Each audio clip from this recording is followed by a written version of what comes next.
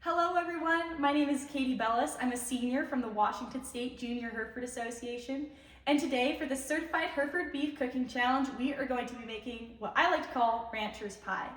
This dish is taken from inspiration from British and Irish shepherd's pie, but instead of using lamb or mutton, we're going to be using Certified Hereford ground beef. This dish is made up of two different components with a meat, vegetable, and gravy filling. For the beef filling, you're going to need ground beef, olive oil, beef broth, onions, tomato paste, red wine, carrots, celery, garlic, flour, Worcestershire, black pepper, peas, corn, and then for your herbs, you're going to need parsley, oregano, rosemary, and thyme. For the equipment that you'll need for this, you're going to need a cutting board and a knife, as well as a 9x13 pan to cook it in, and a saucepan or pot to cook the original filling in. For the mashed potato portion, what we'll need is russet potatoes, 2 egg yolks, garlic, heavy cream, sour cream, evaporated milk, butter, Parmesan, salt and pepper, thyme, and rosemary. And what we'll need for equipment is a potato peeler, a pot to boil your water in, a sieve and a spoon or a potato ricer, and a saucepan and a stirring utensil, as well as, if you want to be fancy, a piping bag and a piping tip to pipe the potatoes on. We're going to start with the cream mixture for the mashed potatoes, but before we do anything, we need to make sure our hair is up, we don't have any loose clothing or jewelry on, and that our hands are washed and clean. What we're going to need here is a saucepan and something to stir with, our butter, garlic, rosemary, thyme, our heavy cream, and our evaporated milk.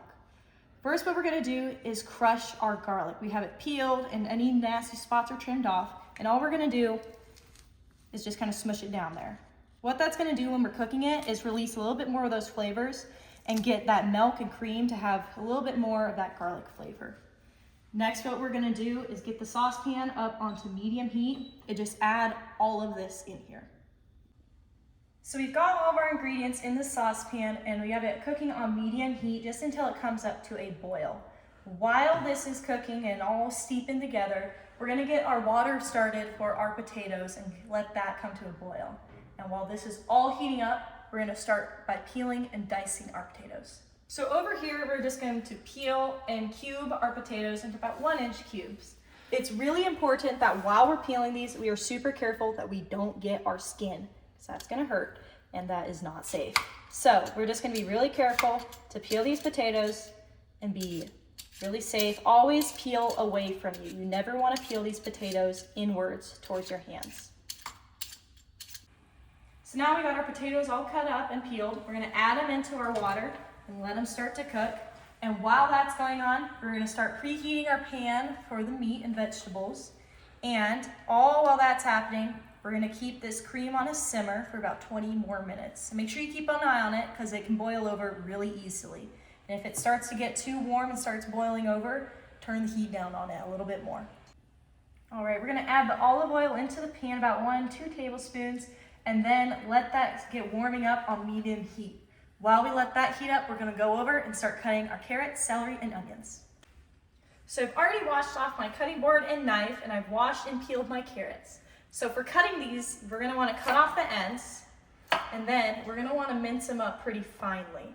So what I like to do is cut them in half, and then cut them in half again.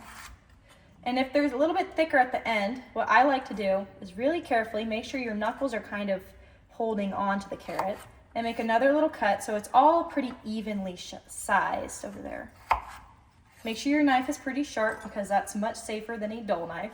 And what we're going to do, we have our carrot cut.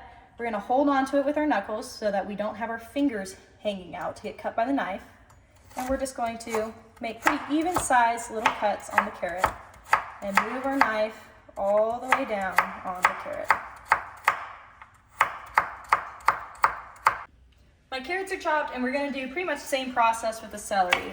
Cut the ends off and then we're going to make a nice cut all the way down the center of it. And then same deal of just dice it up. Next we're going to dice our onions and then add them to the pan with the carrots and celery. All right, I've got the oven on, I have the potatoes boiling, This has been simmering for about 20 minutes, so it's time for this to come off the heat.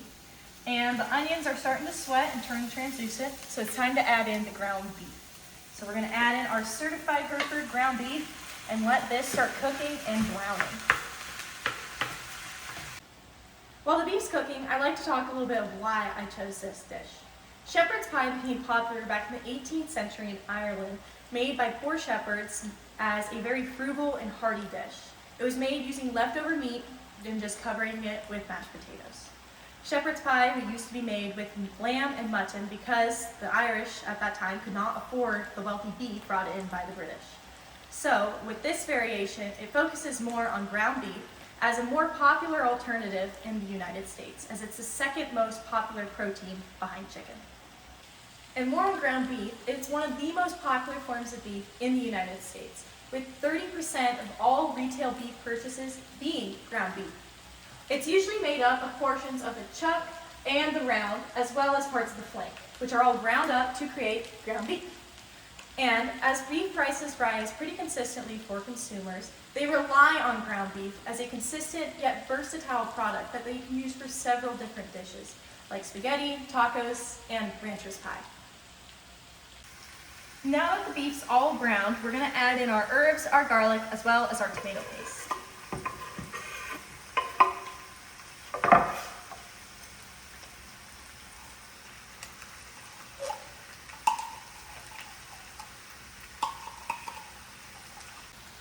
And once we got those added in, we're gonna give it a nice mix and let that cook for about 5 or so minutes. At this point, we're gonna have a little bit of stuff sticking on the pan. That is called fond, and that is what you want. That's where all the flavor's at. So we are gonna deglaze some of that with red wine. Just add that in and mix it and cook that for about 5 or so minutes. So our potatoes are fully cooked through, so now what we're gonna do is we are going to squish them into this fine mesh sieve into a bowl with our sour cream and our Parmesan in it already. So all you have to do for this is you just take a couple of potatoes, don't want to do a bunch of them at once, and you just press them with the back of the spoon through the sieve. And you'll just repeat that until all the potatoes are in the bowl. So we've had this cooking for a few minutes, and what we're going to do now is make a well in the center of this for our flour. So all we're just going to do is push a little bit out to the sides so we have a little bit of a hole in here. We're going to add in our flour, as well as about a tablespoon of Worcestershire sauce. We're just going to mix that up and slowly incorporate little bits of the beef from the outside. As we're doing that, we're going to add in just a little bit of beef broth at a time, maybe about half a cup of it or so, and slowly mix that all together so we don't have any lumps of flour in here. That's going to start to thicken up so we can add in a little bit more beef broth. And then I'll thicken up again, and then we can add the rest of that, and then just cook this for about another 10 minutes or so. All right, this has been cooking for a little bit, so we're gonna add in our black pepper as well as our peas and our corn. And we're gonna give this a good mix, and then we're gonna let that cook for another 5 or so minutes. Then it's just about ready for assembly. While the beef's just finishing up, we can go ahead and wrap up on our potatoes. So we already pressed them all through the sieve, and now we're just gonna strain out our cream and butter mixture just to get all those large chunks of herbs out of there. Once we get that strained through there, you're gonna wanna make sure you scrape off the bottom of the sieve just to get all of the cream and potatoes off of there. And then we're gonna give this another good mix. You might be thinking that that's a lot of cream and that's a lot of butter, but that's what makes it taste good. And this dish is supposed to be nice and hearty, so that is just gonna contribute to this being delicious and filling. We're just gonna give this all a nice mix together, making sure that it's not super duper hot, because next up we're gonna add in our 2 egg yolks. Now the egg yolks, what they do is it provides some more richness and also a little bit of color and browning when we cook the potatoes in the oven.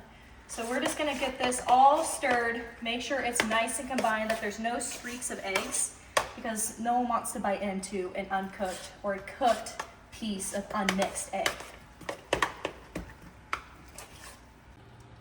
So we got this transferred into our 9x13 pan. I added a little bit of oil to the pan just to make sure nothing sticks. And we're just gonna level this out so it's nice and even for our potatoes. Now we're ready to put the potatoes on there, and if you're feeling fancy, you can pipe them on there. What I do is I fold the end of the piping bag down over my hand, and I just use a spoon and spoon it in there, scrape it off with my thumb. It makes way less mess. And the pattern that we're gonna do, just do a nice little spiral pattern to cover the length and the entirety of the surface of this. So give a nice twist, use a big piping tip, and we just go and we make that pattern. Herefords originated in Herefordshire, England in 1742 to meet the growing demands for beef in industrial England. Known for their red and white coloring, Herefords are the second most popular breed of cattle in America, right behind Angus. They didn't come to America until 1817, but they quickly grew in popularity for several reasons. One of which is the incredible quality of Herefords, partially due to the meticulous records of their genetics, which is greatly supported by the Breeds Association. In 1881, the American Hereford Cattle Breeders Association was created, which future became the American Hereford Association, or the AHA. The AHA focuses on driving and sustaining the Hereford breed through genetics and breed improvement. These efforts have set Herefords apart through their production of delicious, high-quality beef, all while maintaining a renowned feed efficiency. The genetic quality of Herefords has been recorded for over 2 centuries and is evident in the quality beef they produce. Created in 1995, the Certified Hereford Beef Program ensures that Hereford beef maintains these high standards. Not every Hereford is classified as CHB. Beef must meet standards for choice or prime marbling, as well as ribeye, fat, and muscling requirements. This dedication to quality is why I believe everyone should eat Hereford beef, and is certainly why I'm using it today. Now it's time for this to go into the oven and bake.